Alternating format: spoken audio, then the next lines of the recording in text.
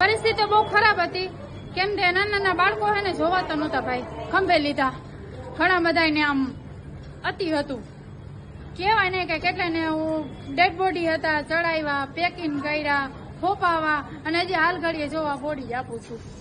હસીનાબેન એ ગોઝારી રાતની વાત કરી રહ્યા છે જ્યારે મોરબીની હોનારત સર્જાઈ. 14 કલાકથી પાણી પર રહીને આ મુસ્લિમ મહિલાએ 136 મૃતદેહને હોસ્પિટલમાંથી પરિવાર સુધી પહોંચાડ્યા.